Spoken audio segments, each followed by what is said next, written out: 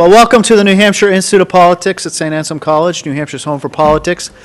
Again, we want to thank you for coming out on what seems to be worse day than Friday when everything was shut down.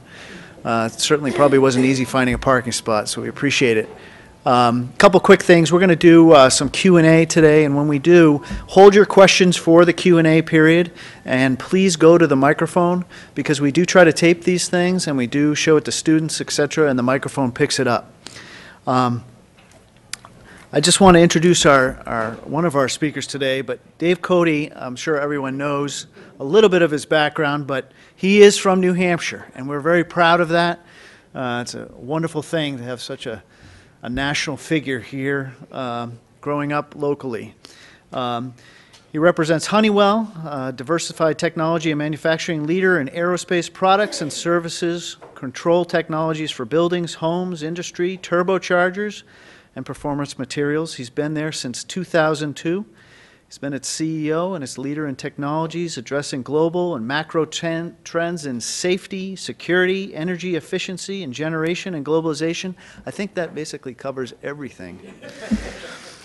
But in 2010, David was named by President Barack Obama to serve on the Bipartisan National Commission on Fiscal Responsibility and Reform. It's a very significant appointment. Cote was also named co-chair of the U.S.-India CEO Forum by President Obama in 2009 and has served on that forum since 2005. He is a proud graduate of the University of New Hampshire, where he earned a bachelor's degree in business administration. We're particularly pleased that he's back here today and very pleased that you're here at the New Hampshire Institute of Politics. Welcome, David.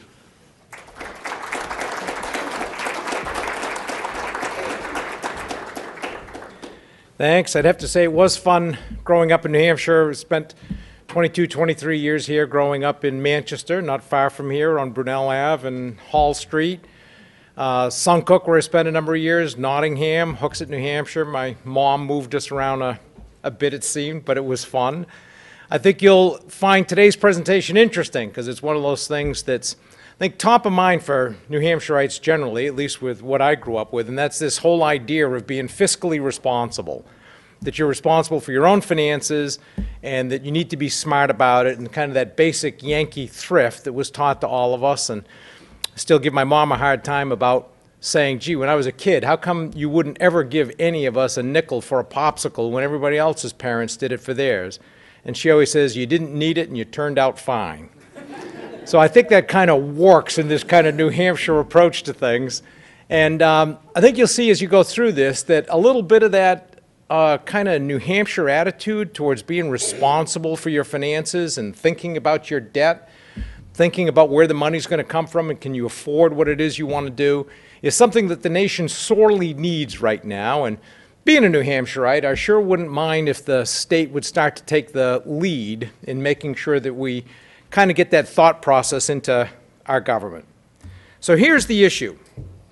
If you go back to the year 2000, this is a common metric for how much debt do you have.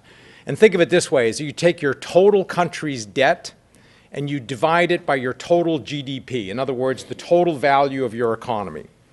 The way to think about this is most economists would say that as long as you don't get above 60%, in other words, your total debt doesn't exceed 60% of your nation's GDP, you're okay. Below that, you're in better shape. Above that, it's a warning signal.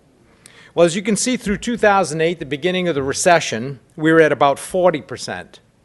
The recession created a huge issue for us, and it's taken us to 73% in this year, far above that 60%. As we go on into this next decade, and quite honestly into the decade after that, it gets significantly worse, even with an economy that's getting better. And the reason for that is that my generation, the baby boomers, are retiring. And we've committed more in Medicare, Medicaid commitments than we can actually afford, given the number of people that are actually working. And it's one of those things that nobody wants to talk about because it's politically unpleasant. But man, it is the truth. And people have known this demographic financial time bomb has been out there for years. This has been predictable for years, maybe decades, and we haven't addressed it. Now the time has come upon us and that we're going to have to do something. So despite all the work that's been done, this reflects the latest increase in taxes and everything else, you can see that getting to 87% in the next 10 years is not a pleasant prospect if 60 is the number that you need to think about. So to kind of put that into perspective, because you know how people have complained about big spending at other times and how much debt the country has accumulated, this takes the 230-year or so history of the United States and picks the high points for debt as a percent of GDP. And you can see that even in the Reagan years that everybody used to like to complain about, it was 49%, nowhere near where it is today. In fact, the only time in our history when the debt has been higher than this was the end of World War II. And when you think about it that way, it puts into perspective the difficulty of what we're dealing with. So you say, okay, that's the projections that you're getting from the Congressional Budget Office. Now let's take a look at some of the assumptions that are in that estimate. And you can see when you take a look at GDP growth forecasts, what we've tried to do here is lay out the nominal and real GDP data by decade to give you a sense of how good the forecast is. So you can see in that 2012 to 23 time frame on the far right, that assumes nominal GDP growth of 4.8% a year. In this past decade, from 2 to 12, it was only 4%. So you could say, well, you know, maybe it will be closer to the decade before that when it was above 5, but what if it's not? Turning to the next one, when you look at what happens to Medicare and Medicaid. So again, starting on the left, the Medicare chart, this represents on a per capita basis how much is being spent. So how much per person and what's the growth rate been? And you can see this breaks out each of these decades, and it says that in this current forecast, that 2011 to 22, that Medicare spending per person is only going to increase 2.9% a year. When you can see the previous decade was 6.5, 5.8, 8.7, 16.1. So now you go to the right side and say, okay, how about Medicaid, which is the other big program? How is that on a per capita basis? And you can see on the far right, the current forecast is 4.2%. Previous decades, 2.8, 3.9, 9.5, 14.3. Okay, could be reasonable. If you take a look at then, say, in the far right and says, okay, this puts both big programs together. Now let's take a look at what's the total dollar increase, not per capita, not per person, but total dollar. It assumes that spending is only going to go up 5.9% a year, when previous decades were 8.3, 10.9, 19.1. And remember, we have the baby boomer generation retiring, so the numbers are going to flood into the system, and we've introduced the Affordable Care Act. So you say, okay, what if those assumptions aren't true? Anybody who's done any financial forecasting, you never plan for perfection. So what if those things don't happen? Okay, so we start with current law. If you just took CBO, it would say 19.9 trillion or 77%. The way we get to that 87% is we say, well, the sequester is probably not going to happen at some point. That's a CBO estimate. This doc fix, they've actually come up with a name for it. There's been something like 12 or 13 times that Medicare program requires a provider care payment reduction, that it says we've got to get this under control. We have to reduce the provider payments. But what happens is the Congress always intervenes and doesn't let it happen. So they've actually come up with a name for it. They call it the doc fix. And then tax extenders for various companies like bonus depreciation, R&D credit. This assumes, okay, they keep that going also because they can't bring themselves to stop it. That's how we get to the 87%. Now, if we just said, well, I'll tell you what, those two big assumptions that we just talked about, let's assume that GDP grows at the same rate as the previous decade, so that 0.8 of a point lower. That adds another $2 trillion in debt. And what if we said base Medicare, Medicaid just grows at the same rate that it did in the prior decade? I mean, a reasonable assumption. Adds another 1.7 trillion. You put all that together, now you're at an economy that has 110% debt to GDP, far above that 60% that we were talking about before. So the problem with this is it says the plan that we're on has little room for any error in any assumptions. And if any of you know anything about planning, is you have to plan for things going awry. Nothing ever works the way you hoped it would. You can't plan for perfection. So another way of thinking about this, if we're going to have $20 to $25 trillion in debt, we could have $1 trillion a year just in interest payments. Now, for most of us, $1 million is a lot of money. $1 billion, some of us get to deal with when you're working for a company like Honeywell. So $1 trillion just seems like the next number in line. If you wouldn't mind, I'm going to try to work my way through this, and then we can finish up. So thank you for your comments, but your question at the end would be more appreciated. This is ridiculous. Okay, thank you. Thanks. Thank you. Well, I'll give you an idea. Here's what $1 trillion would be. One of the largest beneficiaries of government contracts, but yet you sit here for the last 3 years, this is fact, your company has paid a 2% tax rate. And yet you laugh, because it is pretty funny, right? One of the biggest beneficiaries, yet your company will pay nothing in taxes, 2%. No, that's okay, Neil. He's paid 2% for the last 10 years.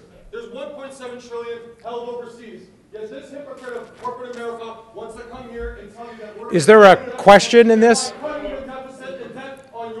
Is there a question? That you have contributed your whole life. I'm sorry, is there a question? Yeah, there's this man who's we're going to talk outside. This is going to be limited. This interruption is limited. No, please, there'll be room for questions afterwards. I'm polite.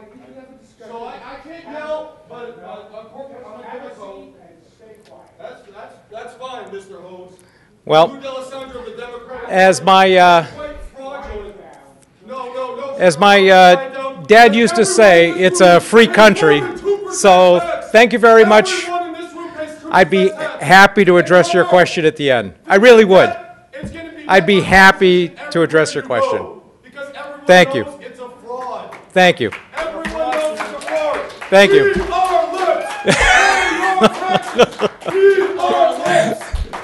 Okay.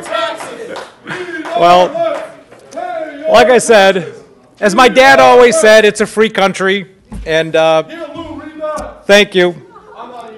So if you do want to know what $1 trillion is, by the way, if you had spent $1 million a day, and most of us think $1 million is a lot of money, some I guess don't, but if you had spent $1 million a day since Jesus Christ was born 2,012 years ago, you still would not have spent $1 trillion. And that's going to be our annual interest bill. Now, when you kind of put it into that perspective, it starts to give you a sense for, here's the magnitude of the problem that we're dealing with. And to me, it makes it kind of scary. And when you read the press and you think about Europe, and all of us look at that and go, geez, Europe, that's a real problem. Thank God we're not Europe. Here's two dimensions to look at for how we'd compare to Europe. The first one is if you took a look at our annual deficit spending. So you take the amount we've spent in excess of our revenue every year, and you take that as a percent to GDP. You could see the US were around that 6 or 7% number. That's about where Spain and Greece are. It's worse than Portugal, France, and Italy. We're adding to our debt at a faster rate than other countries that we look at and say, how could they be doing that?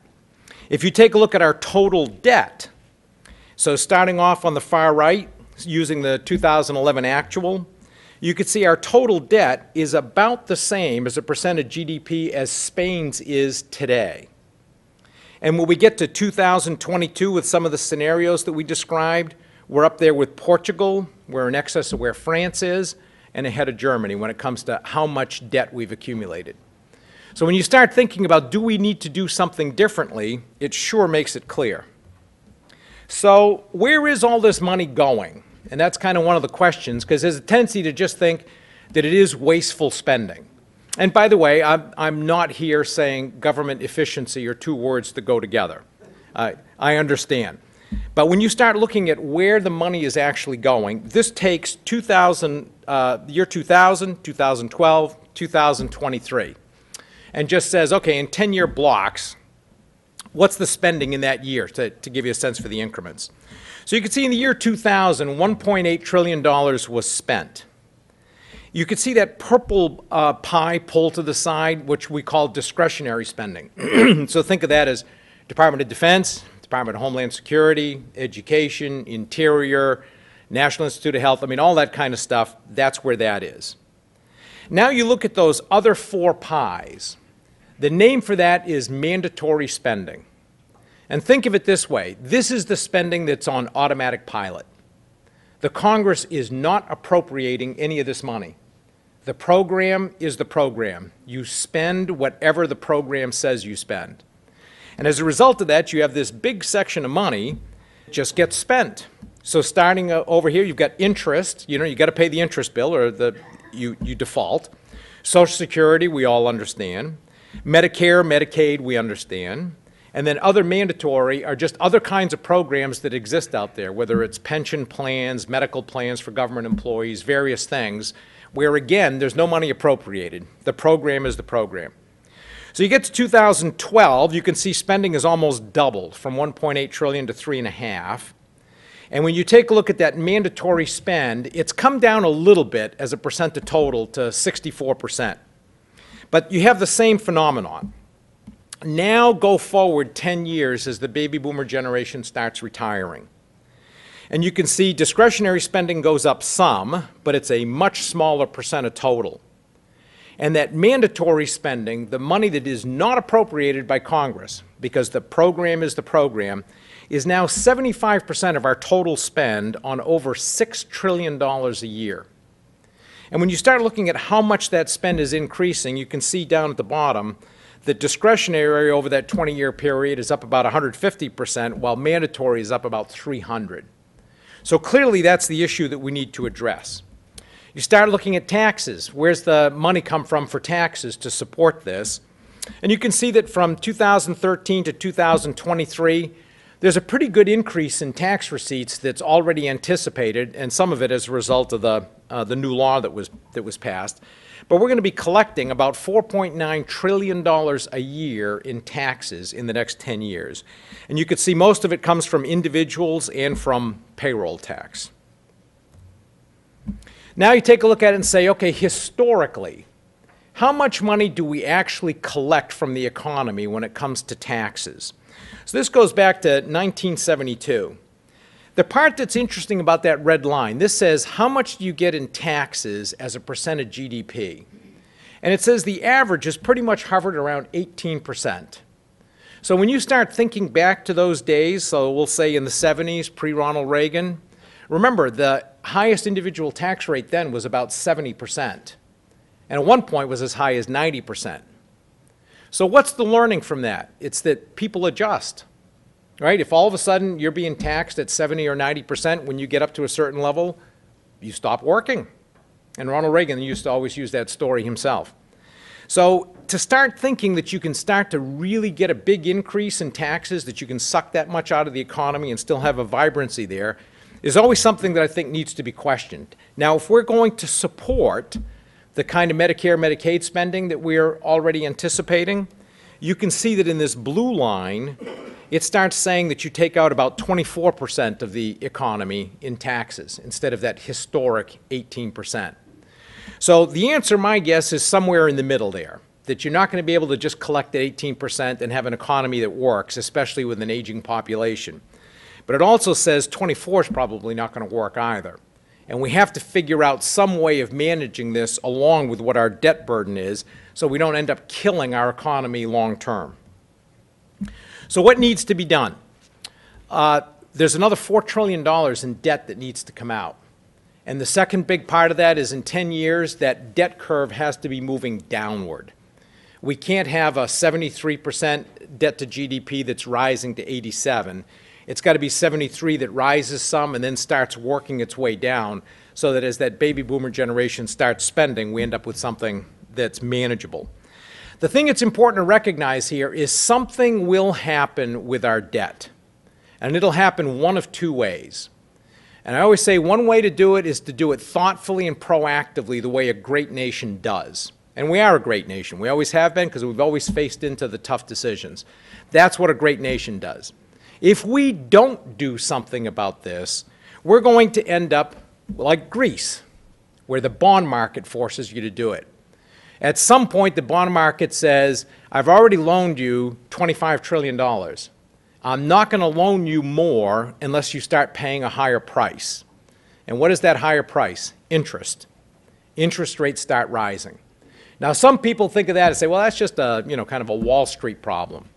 But think of it this way. If the 10-year note for the U.S. goes to 7%, that means home mortgages are 10%, auto loans are 13%. That's a Main Street problem. And we need to start thinking about it that way. There's two big things that need to happen. Now, the discretionary spend, there's some more that can probably be done there, but there's two big things that need to happen. The first one is entitlement reform. When we take a look at what we've committed long-term for Social Security, Medicare, Medicaid, it's unaffordable. We can't carry out the commitments that we have. It's not an entitlement. Well, actually, that's the, we can argue about the term, but I would say this is kind of the general term that's used for it. So if you'd prefer, What pension do you have? I'm not sure that that would impact this number. But it impacts the rest of us. If we don't get Social Security, a lot of us don't have any retirement. Well, I would say if we don't do something like this, there's a chance you wouldn't get Social Security. But the proposals that you already have are already guaranteeing that I don't get Social Security. So No, that's totally untrue. I mean, you're making stuff up now. That's not even true. That's not true.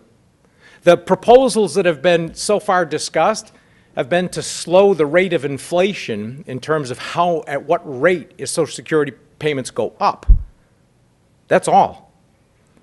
One of the other proposals has been to just raise the eligibility age in conjunction with how longevity has changed because of a better medical system. That is a far cry from not having anything. So, I'm sorry, but you're incorrect. People are living longer So- in the upper half of the income curve, people like you. Women in the lower half of the income curve are living less long, so where's the justice? Well, I'm not familiar with your statistic. I would say, though, that in general, to just say we're going to stick with what we have because this is what's fair will end up being unfair to everybody.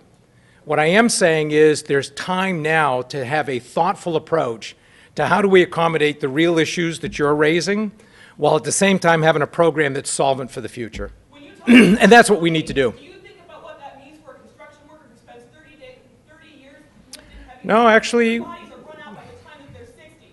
No, but actually, again, if you'd read what we've said, you'd see that was contemplated also. And in the Simpson-Bowles proposal, for example, that was discussed specifically. And Andy Stern, who was the president of the SEIU, raised that point, and we said that's a good point. That does need to be accommodated. So I'm sorry, but what you said again is incorrect. They just cut out construction workers. What about nurses? What about landscape workers? What about, No, well, again, I would say, if your point is we can never talk about any of this because we need to stick with this and bankrupt our country eventually, then I guess that's one argument. I don't think it's a good one. If you said, gee, these are, as we start to enter the dialogue, these are points we need to think about to make sure that we're fair to everybody in this process, yeah, I think that's fine. I would say, I'll give you an example. 20 years ago, I was saying, I can't plan on Social Security because for people like me, it's not going to exist. Well, here I sit 20 years later, I'm going to get Social Security. The way the law is constructed now, I will get it. I don't need it, but the way the law is set up, I will get that check.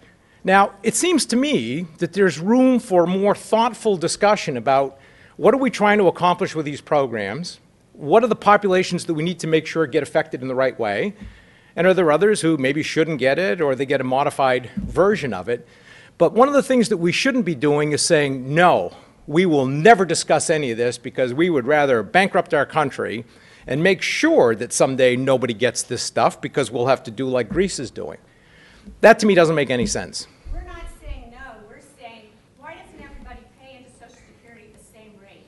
Why do you get a lower rate than I do? Well, I would say I pay in at the same rate that you do as far as I know. Any income over 130, Oh, no, okay, but I mean, the benefit is adjusted that way also. pay at a much lower rate But than I do. what I'm trying to say is there's little things that all of you can point to that may be a big thing for you. I understand that.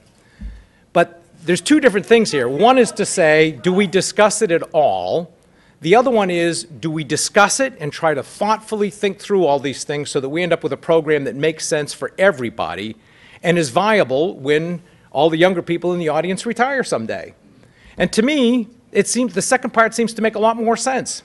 Again, maybe it's that New Hampshire upbringing, but it seems to me that you face into problems. You don't deny that they exist. So the second piece of this is tax reform. That's the other one that has to happen. The tax system that we have today is outmoded, doesn't make any sense. It's globally uncompetitive, and our world has changed significantly from where it was 20 years ago.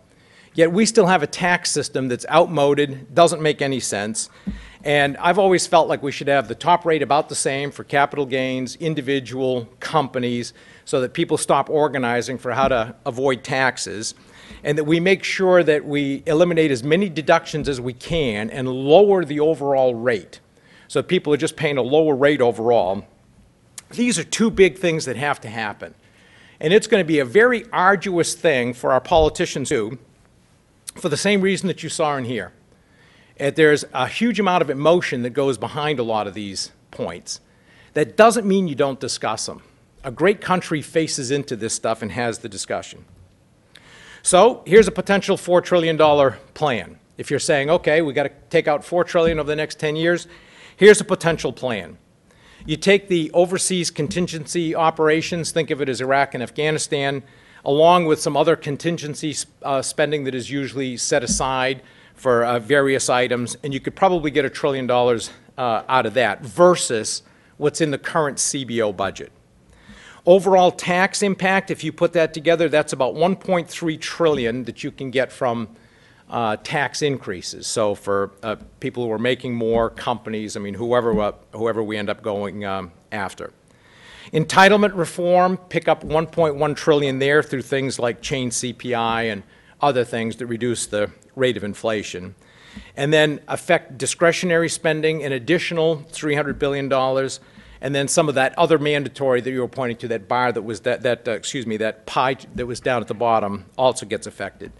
None of this is easy, for the reasons that you saw in the discussion that we were just having in here. None of this is easy. If it was easy, believe me, those guys would have done it already. It's not easy. This is tough stuff to do. But they need to hear the message from us that it's important to engage. You need to have the discussion. You can't have a problem like this staring you in the face and not start the engagement and have the discussion. So if we actually did do that $4 trillion plan, that red line, you could see we take it out another decade, out to 2033. If we do nothing, we end up at 145% debt to GDP. Now remember, 60 is where economists say you're starting to have a problem with growing your economy, being able to provide jobs. We're going to end up at 145 if we do nothing. And remember, this problem gets worse as time goes on because more people are entering the system. If we were able to do the $4 trillion plan that we just talked about, you can get it at least on a downward sloping path. So we still end up above that 60%, but we're doing it in a way that you can probably convince bond markets that you're serious. So one of the obvious questions has to be, so why isn't all this happening? You know, if this thing is staring us in the face, why isn't this happening? And let me start with the last one, fear of voters. It's amazing how many politicians are afraid of the voters and what's going to happen there for the same reasons that we were just talking about in here. People can have a very strident point of view, and it's important for politicians to feel like they're supported as they start engaging in these conversations. And it's going to be important for them to do it. Ideology also ends up being important. There are some people who just believe what they believe and they're not ready to listen, and well, it's just kind of a fact of life. That's just how some people are. Going back to the top, there really is a lack of trust between politicians and between the parties. And I would say in I was surprised that there weren't as many relationships that I would have thought already existed. You've got 536 independent contractors there with the House, the Senate, and the President. And I was surprised at how people, for example, in the House and the Senate wouldn't know each other. I mean, they might know their fellow politicians in the House, they might know them in the Senate, but they didn't really know each other. And to me, this is an important part of being able to get anything done. If you're trying to get something difficult done, you got to be able to have some kind of trust built up with the other side. It's also amazing to see the difference between a public and a private conversation with a politician. If you want to make sure nothing happens, make sure the negotiation occurs in public. Nothing will happen, because they'll have to be performing to their constituency, and they're not going to have a chance to have that conversation. And we need to make sure that people can talk in private and be able to have honest discussions about things. I was surprised at speed and sense of urgency. I was telling people when I first was asked to go on the Simpson-Bowles Commission, I was told, be prepared because this thing's going to move pretty fast. And I said, oh, okay, well, I'm here this week, but next week I have to go to Africa for business. Should I cancel that? And they said, no, you can probably do that. So I waited the week, went to Africa for a week, came back for 3 weeks, went to Asia for 3 weeks, and finally had our first meeting. I said, okay, I understand a little bit what speed means here versus how you would think of it in the private sector. The who, what, when I found kind of interesting, because every meeting that you have in a private sector generally, you conclude with who is going to do what by when. And I can remember being in this meeting with one of our subcommittees, and we get to the end of it, and I'm just watching because I'm new to this whole thing, and they're getting ready to conclude the meeting. So I looked over at the chairman and said, well, what's next? And he said, well, what do you mean? I said, well, what are we going to do next, and who's going to do it, and when do you want it done? And he looked over at me and said, oh, well, send in your suggestions. Banged the gavel and said, meeting adjourned. Done. And I thought, a friend of mine used to tell me, who was in the military, said he always found it interesting being there, that their joke in the military about the rest of the government was always a successful meeting concluded with agreement to have another meeting. And that, I have to say, it felt a little bit like that. The 3 H's, this is the other one that kind of surprised me, is how difficult it was to have a rational or logical dialogue about any problem, because all conversation was ruled by what I call the 3 H's: histrionics, hysteria, and hyperbole. And it was, you couldn't have a rational conversation with people or come to any kind of rational conclusion where you'd ever get a chance to explain it, because people from both sides of the spectrum would all of a sudden start yelling, regardless of the facts. And I can remember being struck by one of them. In the Simpson-Bowles Commission, we recommended some spending cuts. And all the comments came back as drastic, draconian, dastardly midnight move. And I can remember looking at it and going, okay, these spending cuts, it took an annual rate of increase in spending from 5% a year to an annual rate of increase of 4% a year. And that was considered destructive. And it's like, I said, in fact, I've told a number of the Pauls down there, I said, I don't know how you get your jobs done in this environment. I mean, if I ever had to run a company in this kind of environment where people were always just yelling and screaming about stuff instead of actually saying, okay, we have a problem, what's the best way to solve the problem, how do we sort this out, it would be impossible. So I can see how difficult their jobs can be sometimes. Then to summarize this one, this was another one that was a little difficult for me to get used to.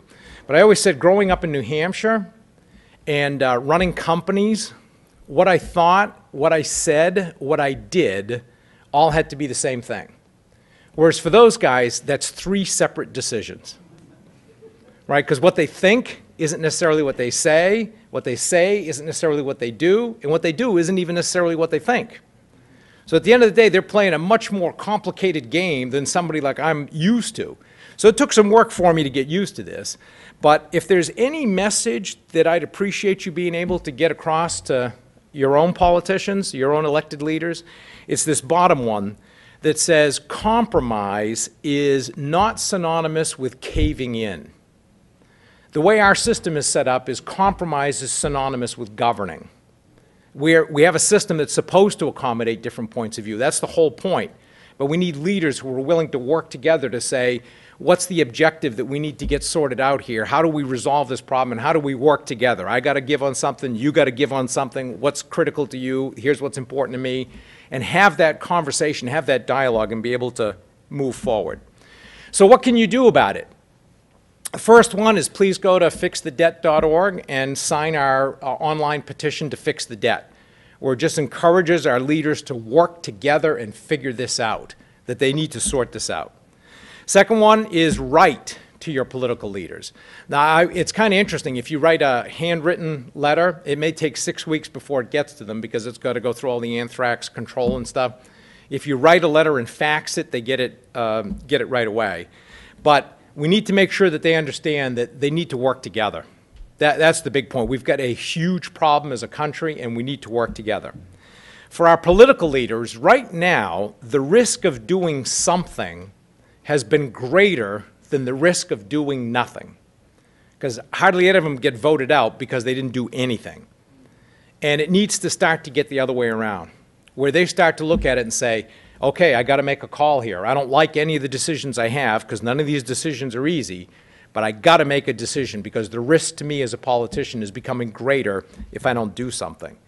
And the message that we've been trying to get across through Fix the Debt and what I'm trying to do today is this whole idea of, yeah, there are times where we can revel in our discordant pluralism, where every group yelling for all different kinds of stuff does work because from that cacophony you can end up with some kind of consensus on where you're going to go. Or you don't do anything. Stuff just stays where it is because everybody's yelling and screaming. There do come times in a country's life where we have to pull together. Now, we normally do it for wars, and we all understand that. But there are times when we have to pull together. And our world has changed. If we go back 20 years ago, there were only about 1 billion people participating in the global economy. It was really just the US, Western Europe, and Japan. Today, there are about 4 billion people participating in the global economy when you add China, India, Russia, CIS states, other countries who've recognized a robust private sector is the key to prosperity. Our world has changed. If we're going to have a competitive economy, not just for us, but for our kids and for our grandkids, we need to act differently than we did 20 years ago. There's a number of things we need to address: debt, energy policy, infrastructure spending, math and science education, tort reform, free trade, and a relationship with China. There's a lot of things we need to do to be able to compete successfully in that new global economy, and we're having a tough time getting past the first, most basic one. There are other countries in the world who look at it and say the U.S.'s time has passed. We had a great history, but we no longer have the political will to get the tough things done in life. As a CEO, I don't believe that. And I can say there are a lot of other CEOs who don't believe that also. And a number of us have been willing to go out front here to say, this is an important thing for us to do. We need to address the problem. And this is a time for us to be pulling together, not to be pulling apart. Thanks.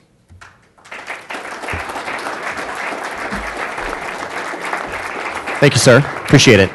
We have a few opportunities for some questions, and then we want to get to the panel. Yes, right here. Just say your name. Sure. Rob Werner, Americans for Campaign Reform. I also serve on the Concord City Council. What is your view about the arrangement of our tax system, about generally moving it away from a system that taxes work to one that taxes consumption? Because I think that's an important point. Yeah, so this is the idea of going to like a value-added tax or a national sales tax, that kind of thing. I'd have to say, starting on the Simpson-Bowles Commission, I was very much in favor of that idea because you can also use it to help encourage exports.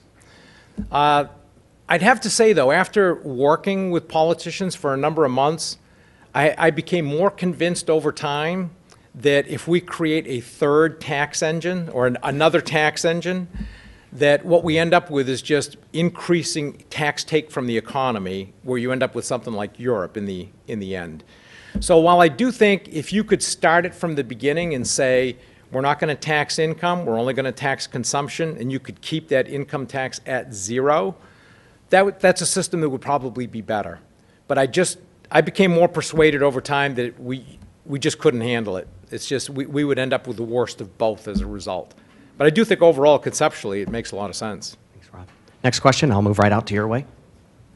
Yeah, Emil Bollier from the Mayor of Manchester. One point that you brought to our attention, and a lot of people don't realize, is Social Security. Like, why should you receive Social Security with the benefits you're going to get from retirement? Yep. So people have to address that. That would be a big savings for the United States. Yep. Well, it's kind of interesting. If you start to do the means testing approach and say, okay, if we just don't let the wealthy get some of these programs, we can save money there. Interestingly, you can. And I fully support it and say, yep, I completely get it, because psychologically, if you're going to get this done, people have to feel that people like me are not getting something. But by the same token, there's not a lot of money in there. If you just took away all Medicare, we'll say, for example, for people making over $250,000 a year, which is maybe the top 15% of people in the U.S., it saves about $30 billion. That's it. It's not a huge amount of money. And that's the problem, is that because people oftentimes want to point to some of these things and say, okay, there's a big saving there, and it's really just basic program changes that have to occur. And I have to say, I knew something about the tax system. I was astounded at the complexity of the Medicare and Medicaid systems. I'm just amazed at how complicated we've made some of those. If we think the tax system is complicated, those things are even worse.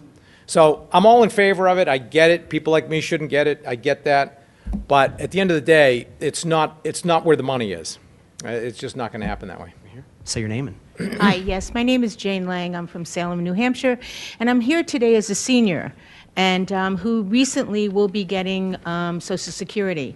However, I was diagnosed with cancer a year ago and had to deal with Medicaid when I didn't have Medicare. My question to you is, you want to touch into our Medicare, okay? I've worked so many years and put in and contributed to my Medicare and I made a decent salary, where now I only probably get in about $19,000 a year from my Social Security. And now you want to take that, okay, as well as you're saying the cost of living, okay? What happens when, as the cost of living keeps going up, okay? I mean, how are we going to survive on that? As a senior, I think I'm totally appalled that you as a CEO, who not only doesn't pay fair taxes, okay, because when I worked, okay, and I made $39,000, $40,000 a year, I paid double digits. You pay less than that, okay?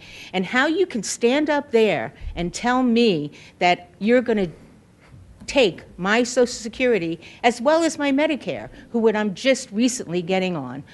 I just find this, I just hope a lot of seniors understand what's going on and that they stand up to this, because it's so important, because you know what? You're trying to snowball a lot of us, and we're not going to be snowballed by it.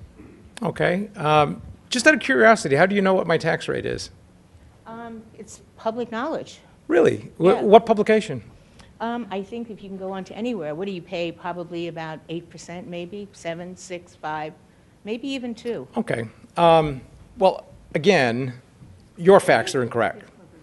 So this is not public data, but just so you know, when I went on the Simpson-Bowles Commission, I thought, gee, I'd like to know the answer to that one myself.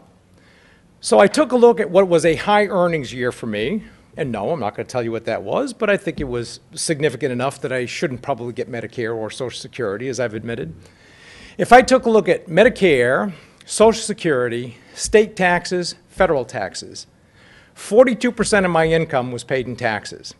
Now, you may say, well, wait a minute, Dave, you're still keeping 58% of a lot of money. That's fine. However, when I die, you are going to take almost half of that remaining amount. So during the course of my lifetime, you will actually get the benefit of somewhere between 60 and 65% of all my earnings. So you can sit there and make numbers up and say, this is true and I know it because I just know it's true. But those are the facts of the case.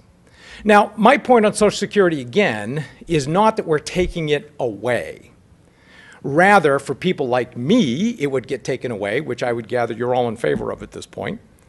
But what I am saying is that you slow the rate of increase and you change the eligibility age. And again, I'm also saying you can't deny there's a problem. There is a problem. You can't deny the problem. If that's your approach, is to say, well, the problem's not real, that's one thing. But if you say, okay, I don't want these things touched, I think others should be saying, well, here's my plan. here's how I can do it and actually end up with something that results in a rational approach in the end. And so far, it's easy to say, we want change, but we don't want this. But at some point, you end up in this problem. And all the changes that you look at today and say, you know, I don't want to do this stuff, we end up like Greece. All these changes will be easy compared to the tough stuff that we're going to have to do. And that's all I'm trying to say is we can't deny that this is real. Mr. Cote, thank you. I want to, given our time constraints, I want to be able to call the members of our panel up at this point now. And, sir, you can sit right here at the end yourself if you'd like. So if we can have Senator D'Alessandro, Bob Bixby, Mayor Lozeau, and David Pastor to come up. Thank you all for being here. I didn't have a chance to say that before. I know these conversations bring up strong feelings, and I appreciate the opportunity for everyone to be able to have that meaningful conversation. The folks that are coming up to sit down now are, well, Bob Bixby is the Executive Director of the Concord Coalition, and Senator D'Alessandro and Mayor Lozeau are bipartisan co-chairs of the statewide effort of Fix the Debt. And what we have been trying to do is to essentially support our congressional delegation and try to keep this conversation going of keeping all items on the table, if you will, keep the options open for meaningful dialogue. David Pastor, who's on the end, is a retailer out of Nashua, who is also on our statewide group. He's a part of our business committee, and he speaks with the business voice about what impact he sees happening every day in the trenches of retail when we have this debt uncertainty. So, ladies and gentlemen, thank you very much for being here. And Senator D'Alessandro, let me start with you. One thing that I think is important is perhaps your perspective on what the debt uncertainty and these numbers have meant at the state level. Do you see an impact? Is this the kind of thing that's bad for state coffers and your efforts to try to balance a budget every 2 years? Thanks very much, Scott. There's no question that sequester causes a problem for the state of New Hampshire. It could have a 10% across the board cut will have a dramatic effect on employment here in the state of New Hampshire. 6,000 to 7,000 jobs could be lost, and certainly we don't want that. We as a state don't want. We as a nation don't want it. But I think a couple of things were pointed out. I'd like to address those in a very meaningful manner. I've been in politics for the last 40 years.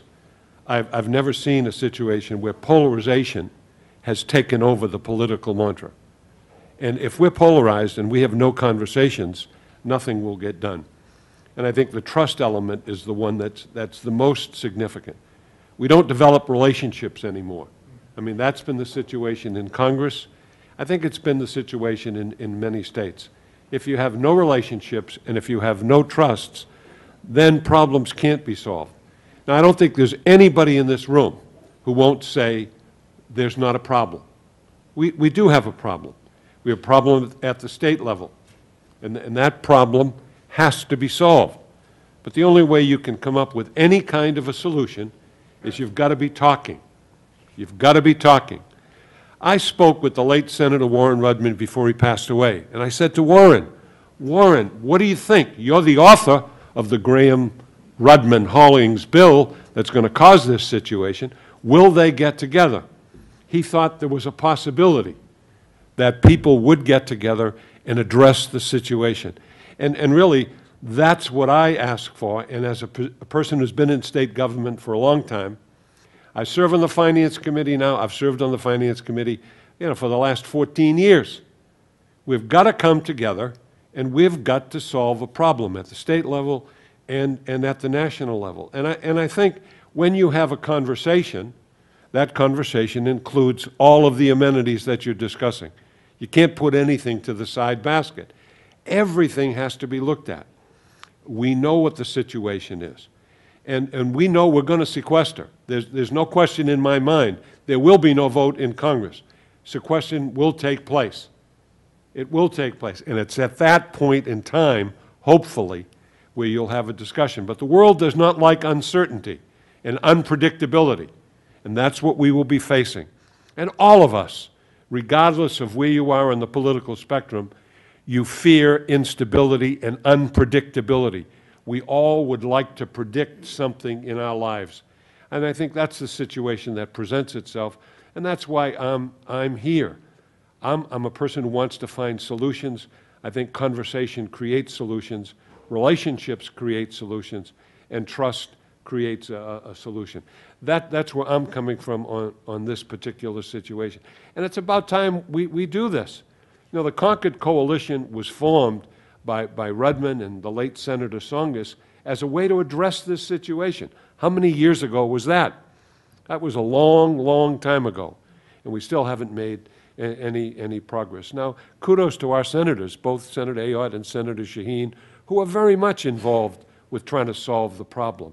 And that's really what we have to do, and that's the essence of my involvement in politics, to make life better for people and to solve problems. Senator, thank you. Mayor, what's your perspective from a municipal level? A lot of these conversations have the feel of being up at the DC level. However you feel about the issues, and this crowd obviously has mixed opinions, but does it trickle down? Do you see this and do you feel this at the mayoral city level in Nashua? Well, of course. I think everybody understands that. One of the things that happens, I think I've got this one, but thank you. One of the things that certainly happens when you're in local government is everything does, as I tease my friends at the state level, trickle downhill. Former mayors would agree, I'm sure. And it does present a challenge. I would echo the remarks of Senator D'Alessandro. Now, I've only been in government for just over 20 years. Politics, I guess, is the term we're all throwing around this morning. My goal has always been to be able to call myself a politician without feeling ashamed of that. I consider myself a public servant. I have served at the state level. Senator D'Alessandro and I have had many long evenings of debate and discussion. And what I think New Hampshire brings to the table and your co-chairs bring to the table here is that we are interested in the discussion. That's how we do things in New Hampshire. That's why you have 400 people in your legislature. There's no way to get something done without having a real discussion. And, you know, having, you know, mountains in between us because we've decided what side somebody's on and what side the other person's on is not helpful to solving the problem. So I look at a city like Nashua, and one of the things that I've explained to people is, you know, I came in 2008, and boy, I was looking pretty good. Got my first budget out, things were good, revenues were high, it was good. Had some plans for what 2009 was going to be, and then, well, 6 months later, something fell out of my basket on the way to the right. So since then, not only have we had the costly catastrophes that the natural disasters have brought our way, but we've also had a significant loss in revenue. So our typical revenue is down. For instance, you know, in Nashua, one of your higher revenue generators is motor vehicle registration. People can't afford to buy cars, less money comes in for registration. Interest income in Nashua used to be very significant. Now, based on all that's going on, that has seriously declined. We've lost a significant amount of state money. We haven't had an increase to our education money. We've lost revenue sharing. We've lost the increase on the rooms and meals tax. So if you take local revenue, state revenue, over the past 4 years, we've lost about $20 million. Well, I think most people would agree that you can't increase your taxes enough to cover up for that shortfall. In Nashua, every $1.7 million equals 1% on the tax rate. So you have to do something else. But we've managed to still keep our fiscal house in order. Now, some of that was done before I got there. Accounts were set up, plans were made, and I've carried on with those, and I've added to some of them, and it's kept us in good financial stead. And as I have said to the community and the directors and senior managers that I work with, I know that you want some of these things, and you may need some of these things, but we've got to balance it out so that we keep our debt ratio low, so that we get a high rate and from our rating agencies. And we just got a AAA rating in the midst of all these storms. And one of the things that all three of them had in common in that rating was reasonable debt limits, good investments, strong management, spending at reasonable levels, things like that. Now, does that mean we've had tax increases? We certainly have. And I think that the person that's not a politician says, you know what, you are going to have a tax increase this year. Revenues are down. You want to maintain those same services. In order to do that, you're going to see a tax increase. And I tell people, my job is to make sure it's the stability issue, as Senator D'Alessandro said, right? That's what we really have to make sure, that people have something that they can count on, that they know that it won't go greater than 3%, and until things turn around, it's not going to be less than 1%. Thank you. David, what's the view from Main Street? What does the uncertainty at the national debt actually do to a business like yours at Fletcher Appliance in Nashua? I'm not sure how I got to represent all of Main Street. I was on Main Street for a number of years. Maybe your corner of it then. But anyways, Yeah, I have been in business for over 40 years, and I was actually graduated college back when there was double-digit inflation, and I came into the family business thinking, what the heck did I do? When you went to the bank and you try to get a loan and it was 16 and 18%, and I said, they didn't tell me this in school. I didn't learn about this. At any rate, through many cycles, we've seen that we have to make tough choices. I have had to do it in business a number of times. Never pleasant. We almost went out of business a couple of times. If you think back in the 87 time frame when the stock market went down, we were on the cusp, and we made the tough choices to survive. So you say, well, what were the tough choices? We had to cut benefits. We had to cut salaries. I took a pay cut. We lost employees, and we survived. And what that meant was we were a vibrant business for the people that were left, and we were a vibrant business for our community. We paid our taxes, and I'm here today to talk about it. More recently, seeing as we've been through it before, we know where to cut. We know what we need to do to survive, but at some point, you're going to hit the bone. And we're kind of at that point now, where everything that happens in the economy, it's almost like a light switch. I mentioned to these folks before that when the gas prices were going up, it was like somebody shut the switch off and nobody came in. All of a sudden, gas prices are now running my business. And I couldn't quite understand that. But then there was some stability, and I always said, I don't care if it's $2, $3, $5, $10, as long as it's stable, people understand what they're dealing with, and then they can move forward. And so this last recession we went through, we had 2 very bad years where people were not spending money. They were afraid. Then, after 2 years, they started feeling a little more comfortable, and I said, you know what, I can't sit here and not do anything. So we had a pretty good year in 2010. Well, guess what? In 2011, they got scared again. Why? Gas prices going up. They hear about all of this debt that the nation has, and of course what's happening in Europe, and so they get scared, and they don't spend money anymore.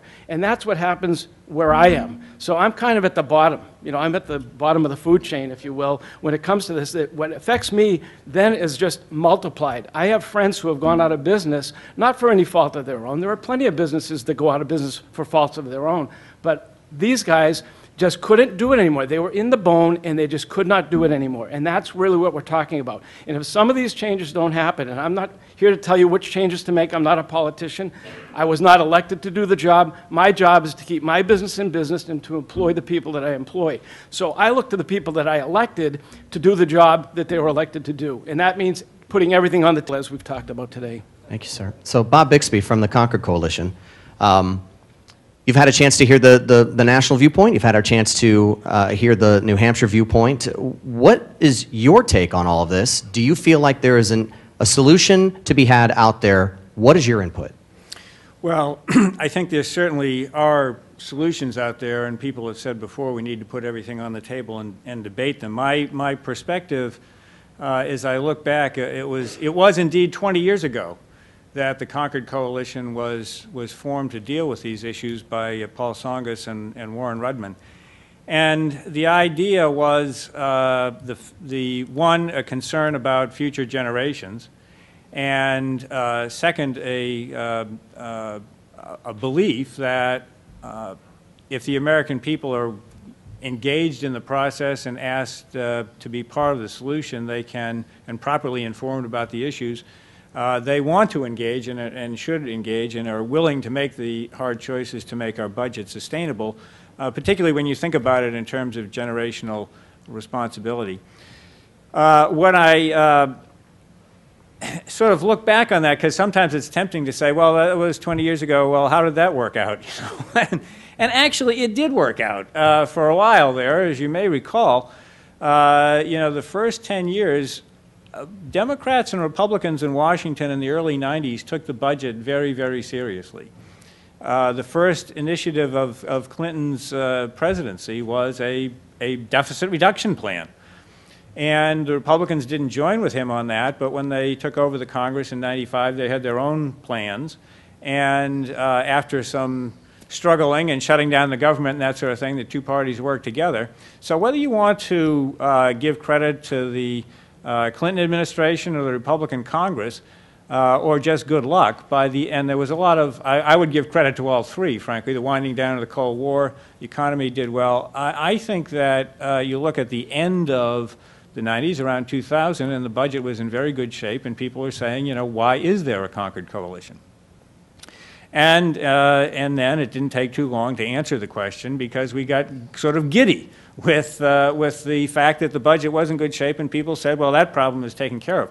The problem is that because we used to warn in those days, well, look, this depends on, these great projections depend on, you know, eternal prosperity and peace, and, you know, we shouldn't enact a big tax cut, and we should, you know, have some flexibility in the budget, because as Dave Cote said in the slides, you never want to assume that everything is going to be great. Well, of course, we assumed that everything was going to be great, and we enacted a big tax cut, we went to war, we enacted a Medicare prescription drug benefit. There are a lot of things that we did based on that projected surplus that never came about. Well, of course, that's one reason why it didn't come about. So anyway, we're back in. The one thing that we have never addressed during that time, though, is and is really the issue that's in our face now after 20 years, is the fundamental mismatch between our entitlement, and let's call them social insurance, some people call them mandatory spending, we can call them Social Security, Medicare, and Medicaid. Those promises that have been made versus the revenue structure that we have. There is a fundamental mismatch, and it's all on autopilot. And so the gap gets bigger and bigger as my generation begins to retire. And so that's why it comes back to the unfinished business is still trying to do something about that underlying structural deficit, and that's why it is so difficult, because it involves programs that are very, very important to people, that people care very much about. They affect every American family, and people care very much about taxes. So you're really dealing with the political bone here, but it is the essential part of it, and New Hampshire can be a real leader. That was what, you know, Paul Tsongas and Warren Rudman always thought, that you had to be honest with the American people, tell them the truth, and we're really back into that. It is really crucial now. We had 20 years before. We had some lead time, but the boomers are already retired now. We don't have as much lead time. The debt has gone high. We have to start taking actions now. I want to get a few more questions from the audience, but I want to start with one final question to Senator D'Alessandro. Why not just lock the doors in this room and have a specific blueprint plan come from Fix the Debt that we put out there as a blueprint and say, here, just do it this way, and everybody stop talking? Why not do it that way? Because this group has very carefully said we're not taking a specific position on any one specific piece of this. Well, I think, Scott, the rationale for that is we've elected 435 people to the Congress of the United States. We've elected 100 senators. We can email them, we can write to them, we can send all of our suggestions forward, but they're the decision makers. They see what's happening, they see the numbers, and it's really up to them to do what they must do in response to the public's concerns. I mean, that's why we elect people. Other than that, 400 million people could all get together in a room and we could make a decision. I've always said, you know, if the legislature in Washington were as representative as the legislature in New Hampshire, we would have 90,000 members of Congress. Now, pretty tough to get things done with 90,000 members of Congress.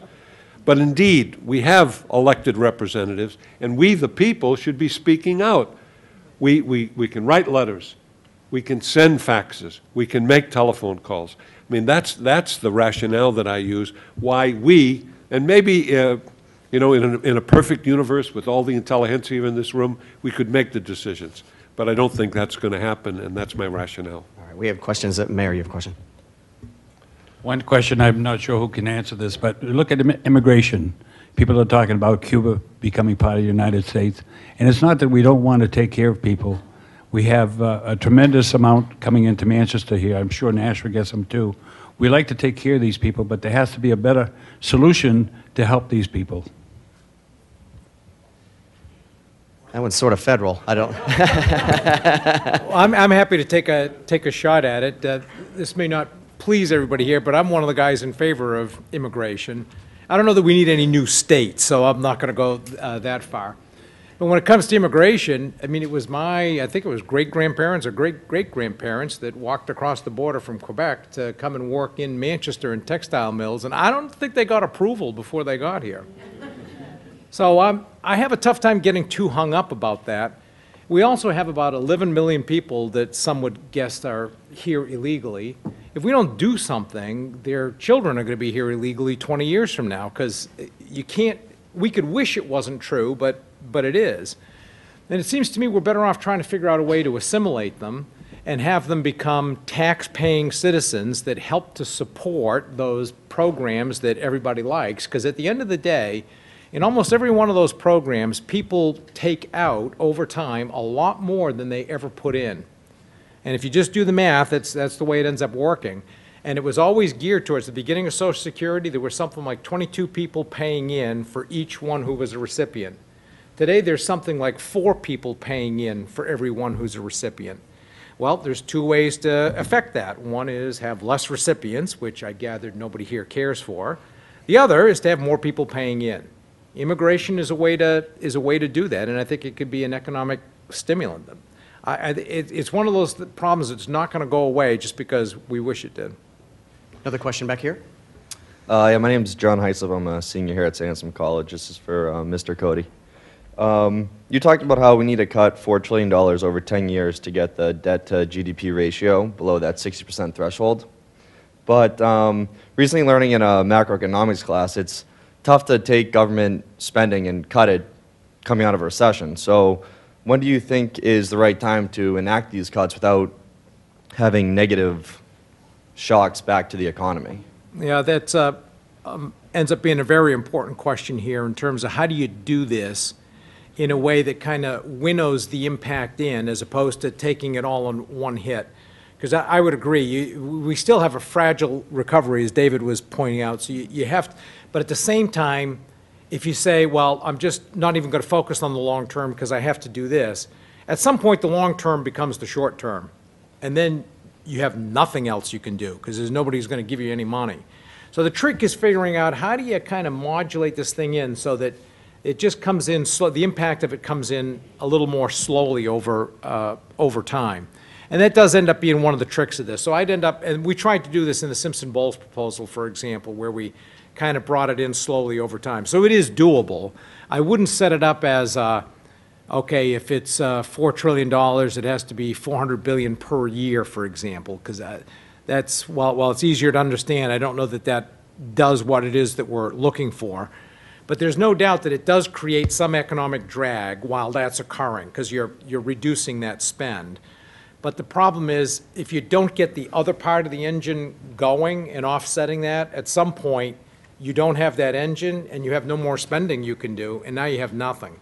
And that's got to be one of the tricks of this. You're absolutely right. Yes, sir. Hi, Charlie Balbin from Manchester. I've got a concern here with a couple of the comments, one from David Cote and the other from Robert Bixby, concerning what's been referred to as entitlement programs. I agree that we have a debt problem here in this country and even in this state. I think everybody in this room agrees with that.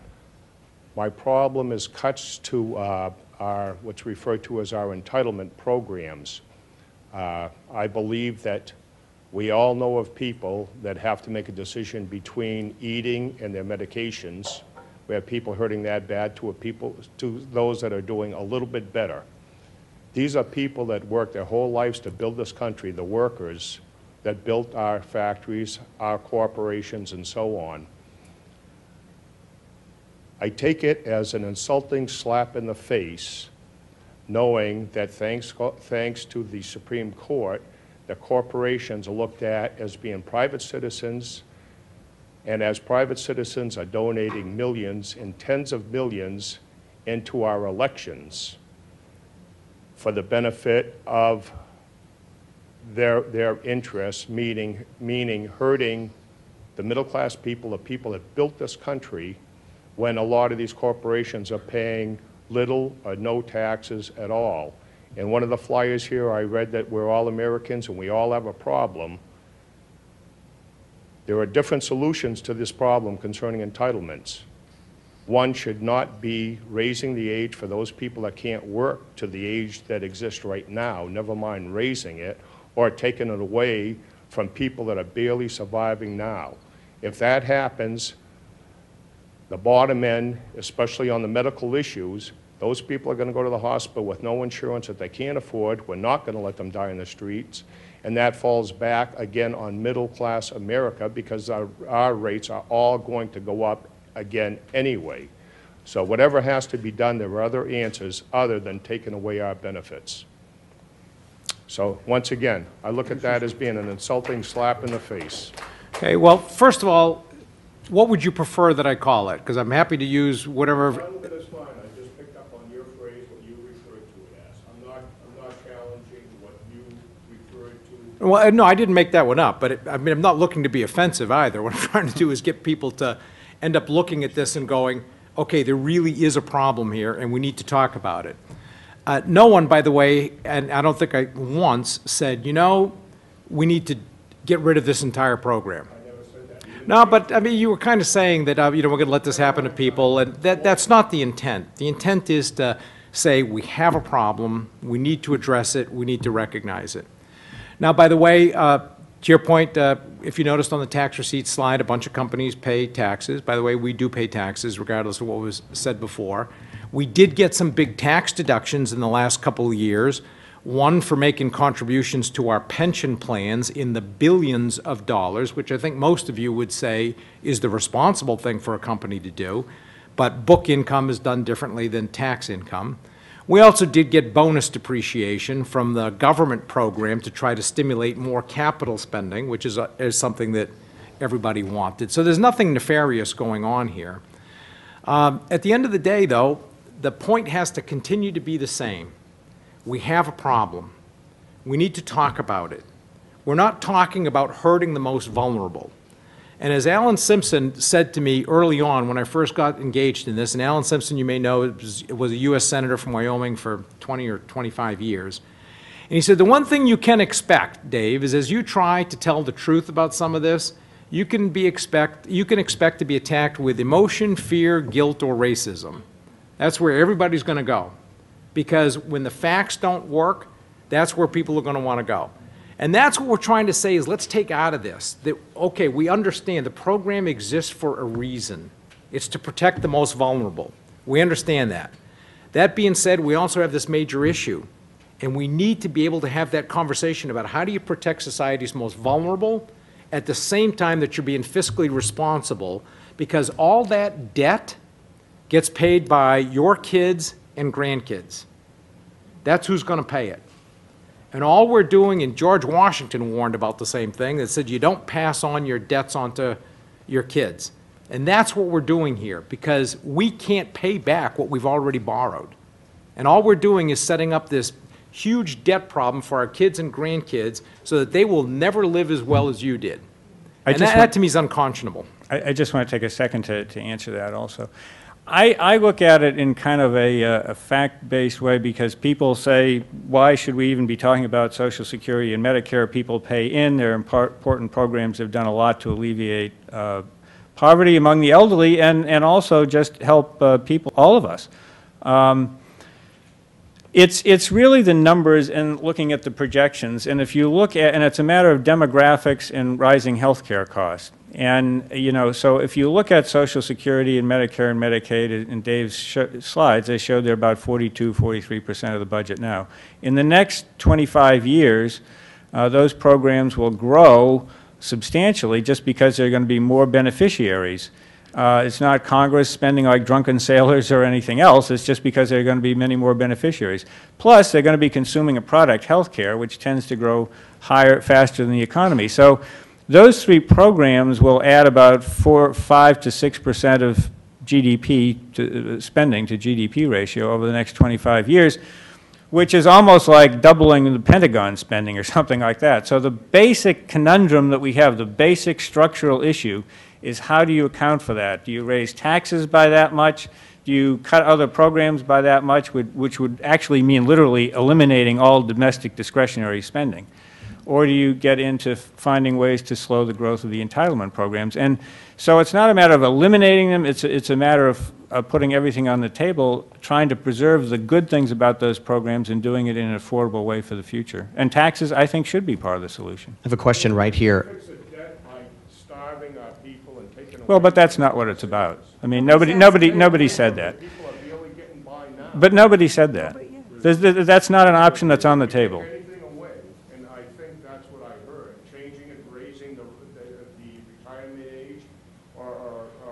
But that is phased in slowly in the Simpson-Bowles plan. And no, because they're already on, so it doesn't affect them at all. We have time for basically one more question. Mr. Hodes had raised his hand first, so I want to make sure that he has his chance. And I also want to say thank you for this. The time has gone fast in my mind, and I know there are a lot of strong opinions and feelings in this room, and I appreciate you all expressing them. And I also want to let you know that the weather outside is taking some pretty dramatic turns, and I'm being told that the roads are really not good. So please drive safe after this. But I want to finish with this last question with Mr. Hodes. Thank you for this discussion, which is really, really important. And I know how difficult it is to get done as a former member of Congress.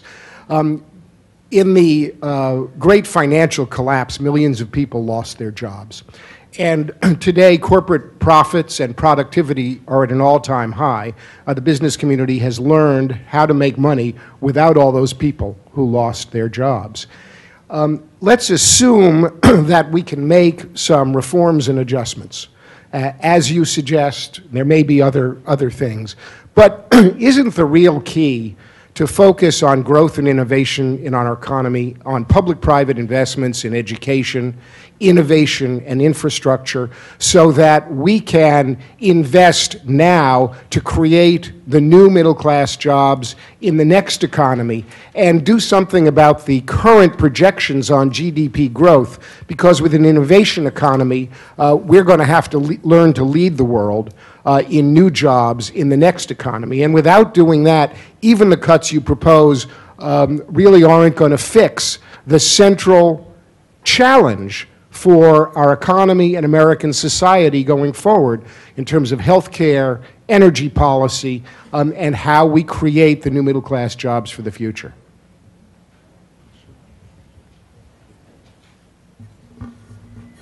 I would just like to say that I think it all comes as part of the solution to the problem. Again, from where I sit, that if the government can get its house in order and get things back on track the way they should by taking everything into account, we, the innovators, not me, but we in the economy who are the innovators, the ones that are, the government, I don't think the government should be the one that's deciding what's going to be innovated and not. It's we that are on the ground level that are going to decide what is it that's going to move us, going to pay my bills, that I can employ people. And so by the government having a stable foundation then gives us, the people, the innovators, the idea that now I can go out and I can invest, take the risks that I was afraid to take before because I was afraid that I was going to lose my income or my employees. And that's where I think that this is, it all comes together as part of the complete package by leaving everything on the table, because that comes, it's come over every cycle we've gone through. That's exactly what's happened, is the innovators have come out of the woodwork and they've grown our economy up back to a point where everybody, we're back at the same place again, where we're giving too much away, and the folks that are really doing the work are the ones that are hurt the most. And that's what I'm trying to get out of by being a part of this. I would just add to that, that's the point of fix the debt. The point of fix the debt, I mean, with all due respect to Simpson-Bowles, I've not studied it. I can't tell you whether I like one part or another of it. Here's what I like. I like that we come together and we figure it out, so that we don't have sides that think something's going to be taken away or somebody else is going to get something they shouldn't. What we need to do is we need to plan ahead. This isn't going to happen. The solution's not going to come tomorrow and be paid off and we're done. You know, to me, it's like, you know, let's put it on the most practical level. You know, you have a 30-year mortgage on your house. You've got a plan, you know, that you can manage it because you've laid out this 30-year plan. And in that plan, you've built in fixing your roof and all those other things that are going to come along. Your kid's college. So you've built this plan. What we have right now is we have this huge debt hanging over us with no plan, which is very similar to people that all of a sudden they had this 30-year mortgage plan. The rug came out from under them, they lost a job, things didn't work out for them. Now they have this big nut hanging over their head, and all the stuff that they had planned has gone away. Our job is fix the debt, is to get people to the table to have an honest discussion, to lay out the plan on what's going to happen and how long it's going to take to set this course right again. That's what we have to do. And it just needs to be that kind of discussion. Thank you, Mayor. On that note, I'm going to draw the conversation to a close. Thank you all for being here. I really genuinely appreciate it. Mr. Cote, Mayor, Senator, Bob, and David, thank you for your time. Again, please drive safely because the roads are very much frozen outside. So take it easy getting home and take care. You would have liked the Simpson Bowls. Probably would have. You would have liked the details.